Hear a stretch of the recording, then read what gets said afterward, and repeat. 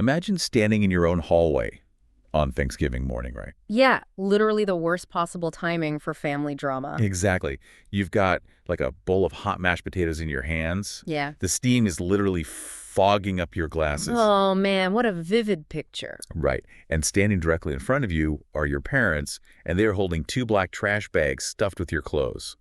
Just brutal. They look you dead in the eye and tell you that you have until noon to get out. Wow. That is exactly what happened to a 27-year-old named Elena. But what her parents did not realize in that moment was that the very house they were evicting her from, 118 Briar Lane, it actually belonged to her. Which is just the most incredible twist. It really is. So today, we're doing a deep dive into a jaw-dropping first-hand source document. We're unpacking a 5-year deception, a hidden inheritance, and a seriously brutal legal reckoning. And, for anyone listening, while this sounds like some kind of Hollywood thriller, it is actually a stark, real-world lesson. Oh, absolutely. It proves why you should never, ever ignore legal documents, especially when family is involved. Okay, let's unpack this. Because this is basically a modern-day Knives Out, right. but, with real people and real legal records. Right. But what's fascinating here is the calm legal mechanics working behind the scenes. Yeah. You have this chaotic family drama on the surface, but the legal reality beneath it is what makes the story truly incredible. So the whole illusion starts cracking on that Thanksgiving morning. Elena's parents tell her they are kicking her out because her adult brother, Caleb, and his girlfriend, they want her bedroom. Just kicking her out to make room for the golden child? Literally. And the mother actually has the nerve to say, "You're 27, we're done enabling you." Enabling her. I know, right? Meanwhile, Elena had just paid them rent 3 weeks prior. She bought the Thanksgiving groceries. She even paid for a water heater repair a few months back. Yeah. The audacity of the parents is staggering.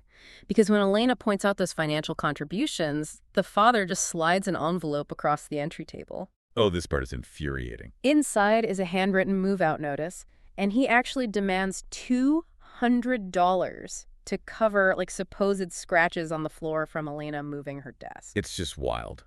And Caleb is leaning against the doorframe, grinning, literally drinking coffee out of their late grandmother Ruth's old mug. Talk about rubbing it in. Totally.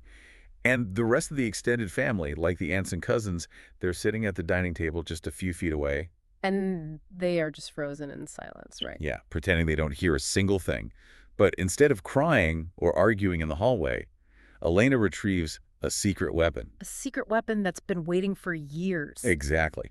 Yeah. 3 years earlier, her grandmother Ruth was on her deathbed and pressed a sealed folder into Elena's hands with very strict instructions. Those instructions are so crucial. She said, "When they make you feel small, take this to the credit union. Not your father, not your mother. You." It's like paying for a premium subscription for years only to get locked out of your account by someone who doesn't even own the app. That is the perfect analogy. They hijacked her account entirely. But what's fascinating here is the psychological dynamic at play. Yeah, tell me about that. The parents are relying heavily on shock and public humiliation. Yeah. I mean, the relatives pretending not to hear. That enforces compliance. Right. They want her to feel isolated. Exactly. It's social control. But Elena's decision not to fight back in the hallway, to just follow her grandmother's final instructions, that changes everything. It directly propels us to the credit union because that's where the foundation of the parents' lies really begins to crumble. Yeah, she just grabs the folder, ignores Caleb recording her on his phone, and leaves. So 20 minutes later, she is sitting at the credit union with the branch manager, Mr. Patel. And Mr. Patel reads the folder. Yes. And he immediately gets up, walks to his office door, and locks it. You know things are serious when the bank manager locks the door. Right. He sits back down and asks Elena how long she has been paying to live at 118 Briar Lane. And Elena has the receipts. She details 5 years of payments. $600 for rent. $700 when the pipes froze. $400 for the water heater. Yep. And this one specific transfer labeled, quote, "Mom mortgage help." And that's when Mr. Patel drops the bombshell. Oh, it is a huge bombshell. He tells her there hasn't been a mortgage on that property in years. Which means all that money was just going straight into her parents' pockets. It is so messed up. How did they even maintain this illusion for so long? Well, the source breaks it down. They basically intercepted all the estate mail and used heavy emotional manipulation. Right. There's that terrible scene with the mother burning papers. Yeah, literally burning legal documents in a metal mixing bowl at the sink. And the mom tells Elena, Grief makes people greedy. Don't become one of those girls. Just absolute psychological warfare. But wait, I have to ask, how is it legally possible for parents to intercept legal mail and hide an estate status for 5 whole years without triggering some kind of automatic legal red flag? It's a great question. Basically, without a proactive beneficiary raising their hand, paper trails can just sit there buried in county servers. So nobody's checking up on this stuff automatically. Not usually, no. If the taxes get paid and no one complains, the system just hums along in the dark. Wow. But because Mr. Patel advises Elena to get a real estate attorney immediately, that hidden paper trail is about to be weaponized. And that leads to the ultimate Thanksgiving showdown. Yes, it does. Enter Marisol Vance, the estate attorney whose card was in that folder. Marisol is basically the hero of this story. Honestly, she is. She meets Elena at the bank, and her instruction in the parking lot is just iconic.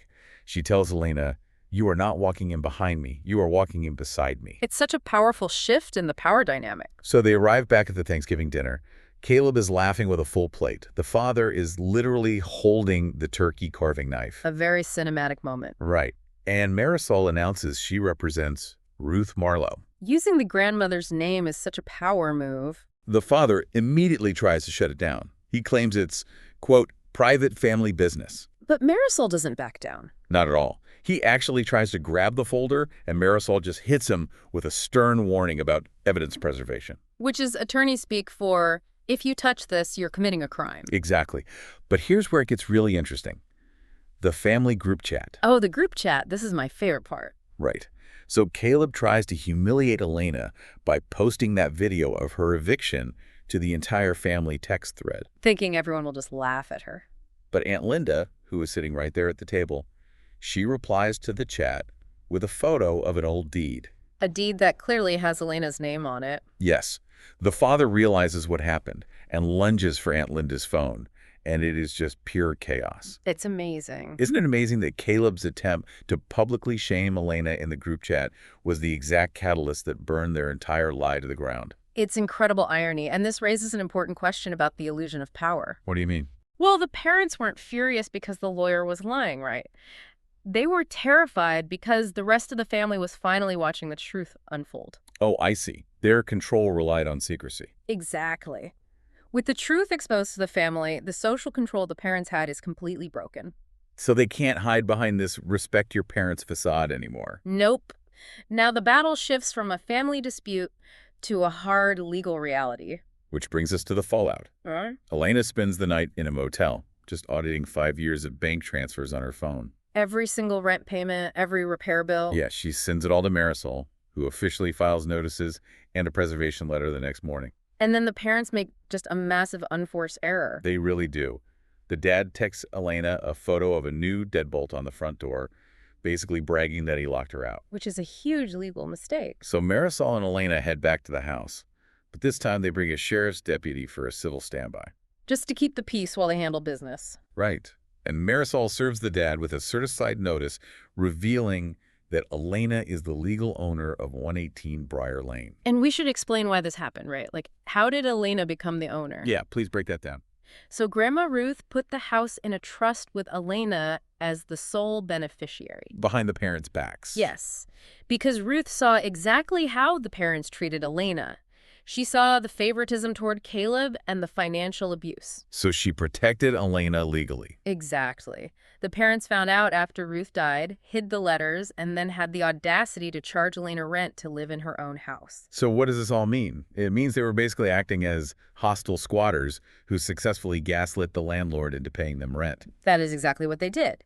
But it's also why Marisol's legal strategy is an absolute masterclass. What so? Well, she uses the changed locks and the extensive payment records to completely corner the parents. Because the lock change was an illegal eviction. Right. She basically says, you either sign this repayment agreement for the 5 years of fake rent you stole, or we go to court for fraud and illegal eviction. Wow. So they are forced to sign it. They have no choice. Their own texts and bank receipts trapped them. And then the ultimate satisfying moment, Elena serves them with an eviction notice. It is poetic justice. The legal victory is absolute. But, taking back a physical house doesn't instantly repair the emotional damage. No, of course not. Which leads us to the aftermath. and how Elena reclaims her space. The parents having to pack up and leave in humiliation must have been something to see. Oh, the source says the neighbors were literally watching them carry boxes to the curb.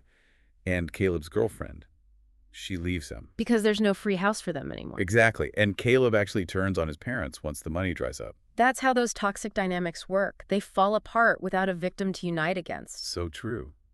After they are gone, Elena walks through her quiet house. She turns Caleb's promised room into her new home office. Good for her. And she puts a framed photo of Grandma Ruth right by the front door. The perfect tribute. Months later, she hosts a peaceful Thanksgiving.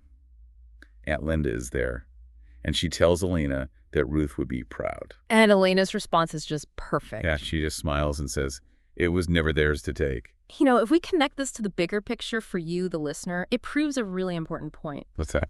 Assumed authority, whether it's in a family, a workplace, or an institution, it should never override documented legal truth. Right. Just because someone acts like they are in charge doesn't mean they actually have the legal right. Exactly. You must advocate for yourself and protect your assets. Always check the paperwork. Always check the paperwork. And that leaves us with a final thought for you to mull over today. Yeah, it's a heavy one. When a family's entire dynamic is built on a massive 5-year financial lie, what happens to those perpetrators once the lie is exposed? I mean, how do you even come back from that? Right. Is it ever possible for people who could extort their own child for half a decade to genuinely rebuild trust with anyone else in their lives? Or do they just end up holding nothing but the trash bags they tried to hand their daughter? That is a fascinating question. Something to think about. Thanks for joining us on this deep dive. See you next time.